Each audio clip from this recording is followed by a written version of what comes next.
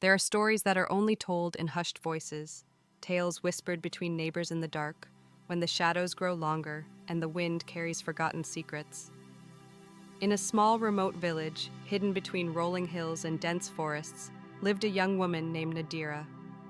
She was not like other women, not because of her striking beauty, though that alone was enough to catch everyone's eye, but because of a mysterious aura that surrounded her every step. Nadira spent her days at the village market, behind a stall adorned with the ripest fruits, the freshest vegetables, and rare herbs that no other vendor seemed able to obtain. People came from far and wide to buy her goods, some out of necessity, others drawn by her grace and enigmatic smile. Yet despite the abundance of conversations and laughter around her stand, Nadira always seemed distant, as if a part of her belonged to another world. The villagers talked. They said she lived alone somewhere beyond the edge of the village, in a place no one dared venture after nightfall.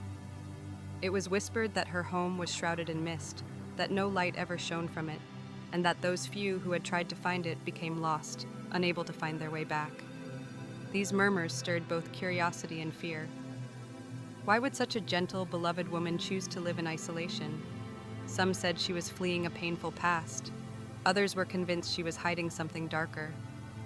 That day, the sun shone high in the sky, casting sharp shadows across the market stalls, but a strange tension seemed to hang in the air. A group of men stood not far from Nadira's stall, speaking in low tones. Among them, an older man with a weathered face told a story.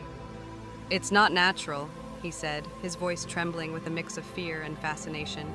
"She always arrives before sunrise and leaves before dark. Who does that?"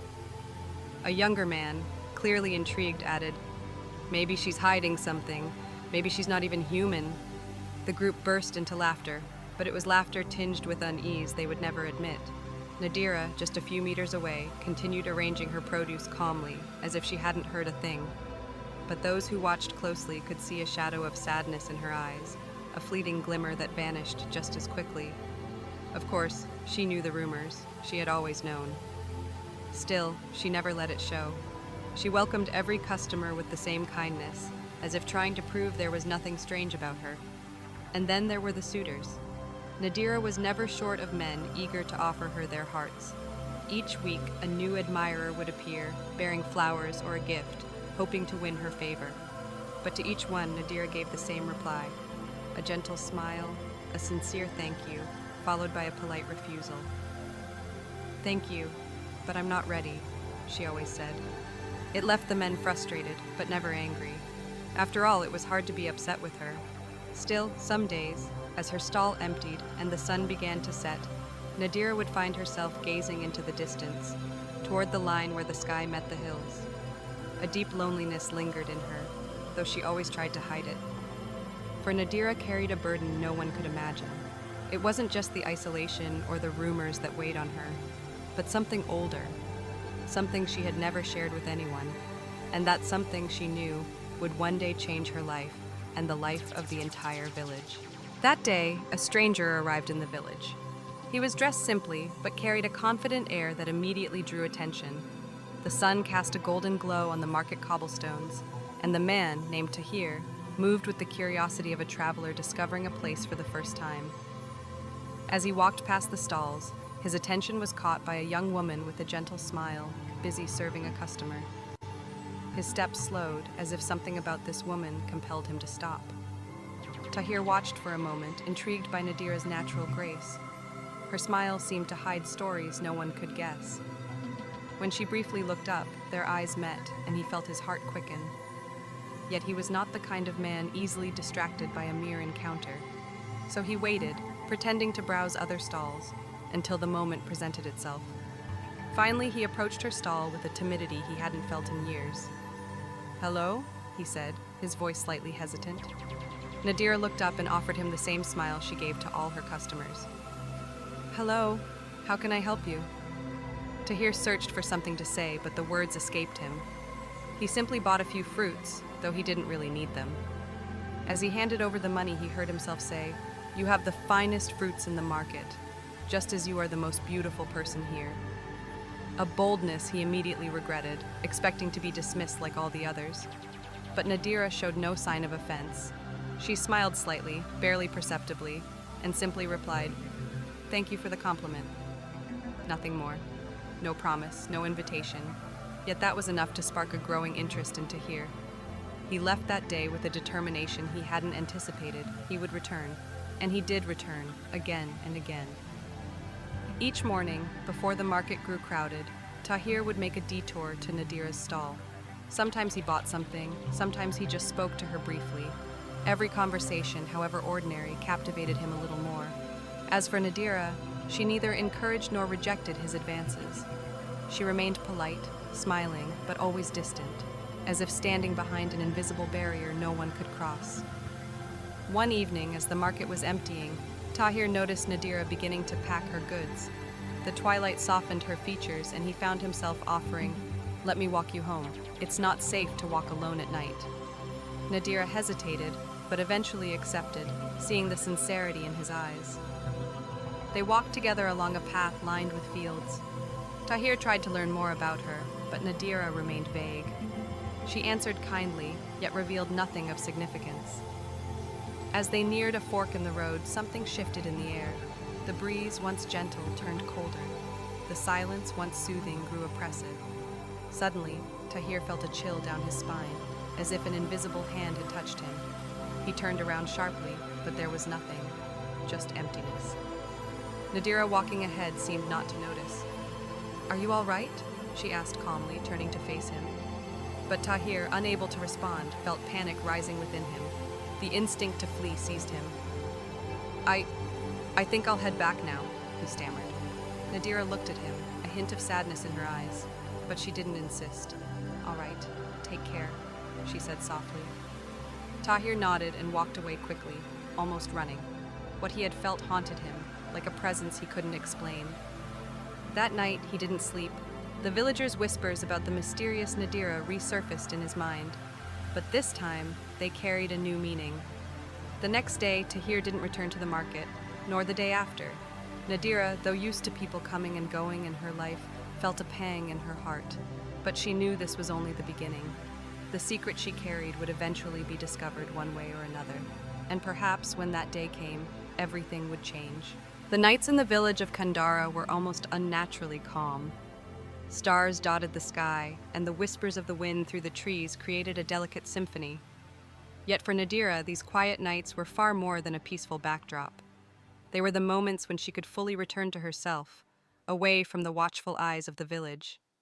Beneath the shadow of the hills, she followed a secret path that led to a place no one knew, a hidden clearing deep within the forest, where a world unlike the human one existed. Nadira was not an ordinary villager. Her appearance, though human, concealed a truth she had learned to hide from a young age. She came from the magic forests, a mysterious and sacred land where beings capable of shape-shifting lived in harmony with nature. Her family, made up of creatures both diverse and powerful, had always protected her with strict yet loving vigilance. But Nadira, gifted with the rare ability to maintain a constant human form, dreamed of a different life. She longed for freedom, simplicity, and most of all, a genuine connection with humans, a world her family feared. As a child, her parents would tell her terrifying stories about humans. They spoke of their cruelty, their fear of what they didn't understand, and the dangers they posed to magical beings. "Never be seduced by their world," her mother would repeat with a grave expression. "Their fear of the unknown is stronger than their ability to love." But to Nadira, these warnings felt more like chains than protective advice. The first time she left the forest to explore the surroundings, she felt a mix of fear and excitement. But as she observed the villagers, their simplicity and daily routines, she became enchanted by the idea of living among them. The sound of laughter at the market, the lively conversations around the stalls, it all seemed strangely comforting. One day she made the decision that would change everything, to leave the forests and settle in Kandara, where she could finally live as a human. However, her decision caused an uproar within her family. Her parents, deeply tied to their world and traditions, saw her desire for independence as a rejection of her identity. "You don't understand what you're doing, Nadira," her father had said, desperation in his voice. "Humans will never accept you. They will fear you or betray you." But Nadira, with unwavering determination, chose to leave despite their protests. Before her departure, her mother gave her one final warning. If you choose to join them, there will be no turning back. And if you ever fall in love with a human, you will invite more than just pain. Though touched by the emotion in her mother's voice, Nadira said nothing. Her decision was made. What she didn't know was that, in a last effort to protect her, her family had cast a curse upon her, a subtle but powerful one, ensuring she would never know happiness with a human. Not out of cruelty, but from misguided love, to save her from a pain they believed inevitable. Since leaving the forests, Nadira had carried that burden without knowing its full nature. She had only noticed that something invisible seemed to follow her, a subtle barrier that kept anyone from getting too close. Every time a connection began to form, it was abruptly severed, as if an external force stepped in to break it. Tahir had merely been the latest in a long line, yet, despite these trials, Nadira never regretted her choice. Living among humans had brought her a freedom she would never have known in the forests. She had learned to cherish the small joys of daily life, even though a part of her remained marked by a deep loneliness. But that loneliness she accepted as the price of her freedom. That evening, as she crossed the clearing on her way back to the village, a question echoed in her mind. Was she destined to carry this burden forever? Or was there a way, somewhere, to break the curse and finally live the life she so longed to create? It was a morning like any other, and the village market of Kandara was in full swing. Villagers came and went, exchanging laughter and goods. Nadira, as always, tended to her stall, wearing her usual gentle smile despite the buzz around her. That's when a man she had never seen before approached. He wore simple but clean clothes, and his eyes sparkled with a rare kind of kindness. He didn't seem interested only in buying fruit. He observed everything around him with genuine curiosity. "Good morning," he said as he stopped in front of her stall. "You're Nadira, aren't you? I've heard about you." Nadira looked up, slightly surprised. "That's me. How can I help you?" she asked with the courteous tone she reserved for her customers. "My name is Ibrahim. I'm a traveling merchant. I often hear stories about the places I visit, but rarely about a person like you. I thought I had to meet you, to see for myself what makes your stall so special." The compliment, though subtle, made Nadira smile. She shrugged modestly and replied, "It's just fruits and vegetables, nothing more. But I'm glad they caught your attention." Ibrahim didn't stop at a simple purchase that day. He started a conversation, eager to learn more about her, about the village, and everything that gave the market its particular charm. Nadira, though used to keeping a certain distance, felt a warmth in Ibrahim's words, a sincerity unlike that of other men she had met. He wasn't trying to flatter her. He genuinely seemed to want to understand her. Over the days that followed, Ibrahim became a familiar presence. He visited regularly, sometimes buying fruit, but always lingering a little longer to talk. What started as a formal exchange became more natural, and Nadira found herself looking forward to his visits with quiet anticipation. For the first time in a long time, she felt she could be herself, without fear of judgment. One evening, as the market was emptying, Ibrahim took a step that no one else had dared. "Nadira," he said softly, "I've been coming here for some time now, and each day I discover a new part of you that fascinates me. You're different. Not just because of your beauty, but because of how you see the world.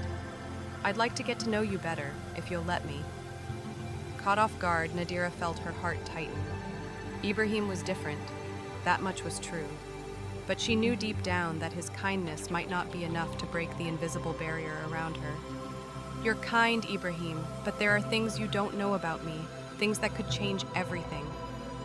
Ibrahim nodded, understanding that there was a story behind her words. "Then let me discover those things. I'm not here to judge, only to understand." His words, though encouraging, echoed painfully in Nadira's mind. She knew that, even with the best intentions, humans always pulled away from what they couldn't explain. But against all odds, she chose to give him a chance. Maybe it was time to see if someone could truly see beyond the mystery that surrounded her. Over the following weeks, their bond grew stronger. Ibrahim never pressured Nadira for answers. He seemed to understand that some secrets could only be shared when one feels safe. This sparked a hope in Nadira that she hadn't felt in a long time. Maybe, just maybe, this time would be different. But the curse that weighed on her hadn't vanished. Nadira could feel it, like a shadow that grew darker each time she got closer to Ibrahim. And then one evening, everything changed. As they walked together near the woods, Nadira sensed a strange energy, a familiar presence she had hoped never to encounter again. Her instincts screamed for her to run, but it was too late. The wind rose sharply, and with it came a chilling voice, whispering through the air. Ibrahim, who until then had seemed calm, suddenly sensed the heavy atmosphere. He turned to Nadira, searching her eyes for an explanation, but she stood frozen, knowing this moment would be a turning point. She could no longer run. The past she had tried to escape was returning, and it was about to unravel everything she had built. The heavy silence thickened around them, as if the forest itself were holding its breath. Ibrahim scanned the surroundings, his eyes searching in vain for the source of the invisible tension, while Nadira stood motionless, caught in an internal struggle. She knew this moment would come, but not so soon, not when she had just begun to glimpse a fragment of hope. "Nadira, what's happening?" Ibrahim asked, his voice filled with concern. But she didn't answer right away. Instead, she stared into the darkness between the trees, her face betraying a battle she could no longer hide. Finally, she whispered, "I have to tell you something, but I'm not sure you're ready to hear it." Ibrahim stepped closer, placing a reassuring hand on her shoulder. "You can tell me anything. No matter what it is, I'm here." Where'd her gaze, hesitant to cross a line that might separate them forever. Before she could speak, the wind rose with sudden violence, swirling around them with an almost supernatural force. A figure began to take shape among the shadows of the trees, growing until it formed a humanoid shape, though slightly distorted. Its features were blurred, its eyes glowing with a strange light. It was a member of her family, a messenger sent to remind Nadira of what she had left behind. "Nadira, it's time to come home," the figure declared in a resonant voice. "You've crossed boundaries we can no longer tolerate." Ibrahim instinctively stepped back, his eyes wide with surprise and fear. "Who? Who are you?" he asked, though the answer no longer mattered. Nadira lifted her head, her gaze defiant, despite the fear gnawing at her. "I'm not going back," she said firmly. "I chose this life, and you have no right to stop me." But the figure gave a cold, almost mocking smile. "It's not that simple, Nadira. You may have severed ties with us, but you can't erase what you are. This life among humans isn't meant for you, and you know it." Ibrahim looked at Nadira, searching for answers, but what he saw in her eyes was even more unsettling. A truth she had always kept hidden, but that could no longer be concealed. "Nadira, what is he talking about?" he asked, his voice trembling. She took a deep breath, her hands slightly shaking. "Ibrahim, I come from another world. A world humans don't know. My family, they don't want me here, among you. They believe I'm putting everything at risk by trying to live like a human." The revelation left Ibrahim speechless.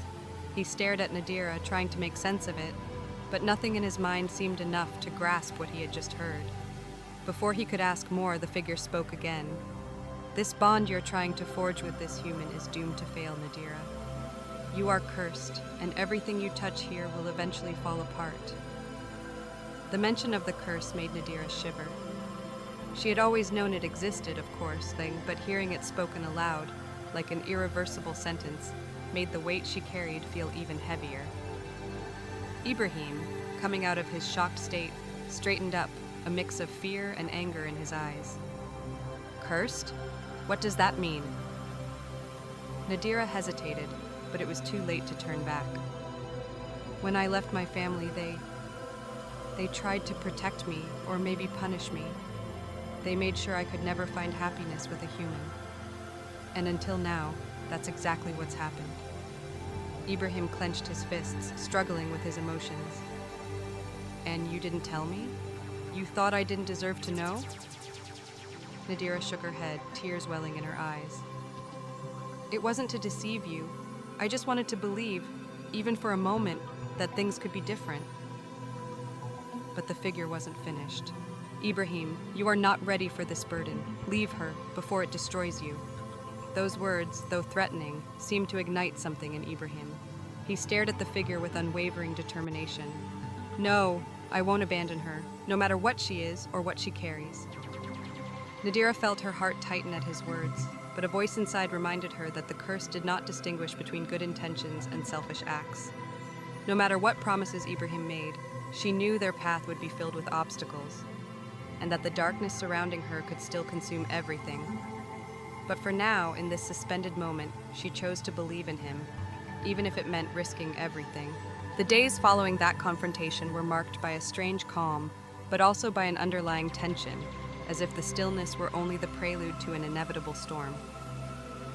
Ibrahim remained true to his promise, visiting Nadira every day, trying to restore a fragile sense of normalcy. But for Nadira, nothing felt the same. The figure that had appeared in the forest hadn't just reopened the wounds of her past. It had also intensified the curse that weighed upon her. One evening, as the sun disappeared behind the hills, Nadira and Ibrahim met by the stream near the village. The clear water reflected the last rays of light, and the silence between them was heavy with unspoken thoughts. Ibrahim finally broke the silence. I know you're trying to protect me, Nadira, but I want to understand. I want to know what this curse truly means. Nadira, her eyes fixed on the water, replied in a soft but trembling voice. The curse isn't just a threat, Ibrahim, it's real. Every attempt at happiness I might find with a human is doomed to fail, not from a lack of love, but because something will always intervene to destroy it.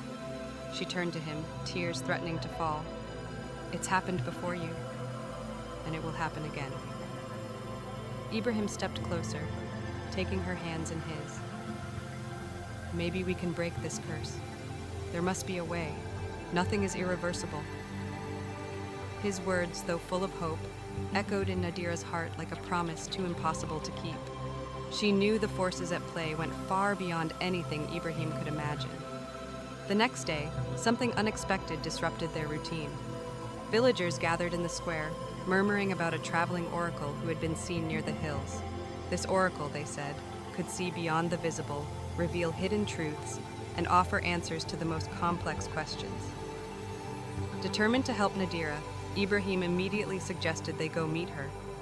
Nadira hesitated, but Ibrahim's insistence, and the faint hope she still carried, convinced her.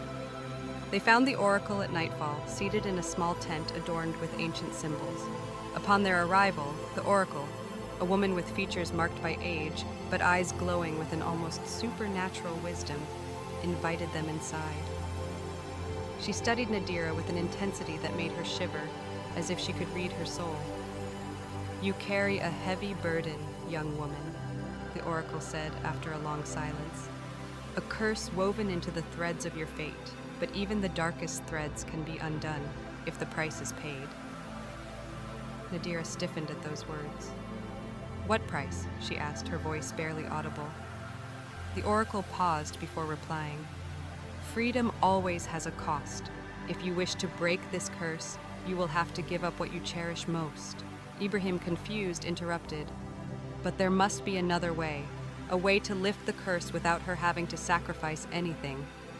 The oracle turned her gaze to him, her expression so grave that it silenced him. Every choice has its consequences. If you choose to remain by her side, you will have to bear part of the burden. Are you prepared to face what that entails? Ibrahim nodded without hesitation. Yes, I'm ready, no matter what it takes. The oracle then extended her hand toward them, and a strange wind began to swirl through the tent. Then prepare yourselves. This path will not be easy, and the light you seek will only reveal itself after you've passed through the deepest darkness. The days that followed were filled with unexpected trials. Ibrahim began to feel the weight of the curse, as if an invisible force were trying to pull him away from Nadira. The villagers, influenced by rumors about the oddness of their relationship, began to avoid them. Ibrahim's once abundant harvest grew thin, and strange incidents began to occur around them. Yet despite it all, Ibrahim did not waver. He was determined to prove that their love could endure these trials. Nadira, for her part, wavered between hope and fear. She saw the sacrifices Ibrahim was making for her, and it only deepened her inner conflict. Should she continue exposing him to these dangers, or should she release him from this burden before the curse consumed them both? She knew the answer would come soon, but for now, they had no choice but to move forward together, hand in hand, toward an uncertain future. The nights grew longer, and each step they took seemed heavier under the weight of the curse. Ibrahim, once so full of hope, began to show signs of exhaustion, but he never complained. Nadira saw this silent struggle and felt a crushing guilt press down on her. She knew he loved her, but would that love be enough to break the invisible chains binding them to such an uncertain fate? One night, as they walked near the woods, a burst of light appeared before them. A familiar figure emerged from the shadows, the oracle. Her eyes gleamed with unusual intensity, and it seemed as though she had been waiting for them. "The time has come," she said firmly. "You've reached the point where a decision must be made. Nadira, the sacrifice I spoke of is now unavoidable. But know this, you are not alone in this choice." Nadira turned to Ibrahim, whose face reflected both confusion and determination. "What does that mean?" he asked. The oracle extended her hand toward them, and a vision began to form in the air. They saw Nadira in her true form, part human, part magical being, and her family gathered around her. The scene revealed the pain in her parents' eyes, their fear for their daughter, and their desperate desire to protect her at all costs. "They are not your enemies," the oracle said to Nadira. "Their curse was not born of hatred but of despair. You are their hope, their heir, and they cannot bear to lose you. But their love has become a prison. To break the curse, you must choose, return to them and accept your role among your kind, or give up that life forever and accept the consequences of living among humans." Nadira felt her breath catch. Ibrahim looked at her with deep compassion in his eyes. "Whatever you choose, I'll stand by you," he said simply. Those words, though comforting, only added to the weight of her decision. She stood at a crossroads, her heart torn between two worlds. After a long silence, Nadira took a deep breath. She turned to the oracle, her voice clear but tinged with sorrow. "I choose to remain among humans. I choose to stay with Ibrahim." The oracle nodded, a glimmer of respect in her gaze. "So be it." She raised her hands, and a wave of light enveloped them. Nadira felt a weight lift from her shoulders, as if an invisible chain had been broken, but she also felt a loss, a final severing from a part of herself. When the light faded, they were alone once more. Ibrahim squeezed Nadira's hand, a shy smile on his lips. "It's over," he whispered. Nadira nodded, though her eyes remained fixed on the horizon, where she knew her family still watched, even from afar. She hoped that one day they would understand her choice. The village, once full of whispers and mistrust, slowly began to accept their union.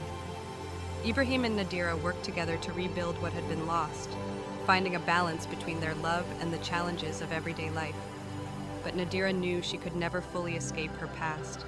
She carried it with her, not as a burden, but as a part of who she was. One day, as she stood at her market stall, a child asked her, "Madam Nadira, is it true that you come from a magical world?" Nadira smiled and knelt down to meet the child's eyes. "Every world has a little magic in it, if you know where to look." And so she chose to tell her story not as a curse, but as a reminder that the choices we make, even the hardest ones, are what define us. Through her story, she hoped to inspire others to embrace their own truths, whatever they might be. If this story moved you, remember to like the video, share your thoughts in the comments, and subscribe to the channel. Together, let's continue exploring stories that remind us of the power of choice and the strength of love in the face of adversity. Thank you for being part of this journey.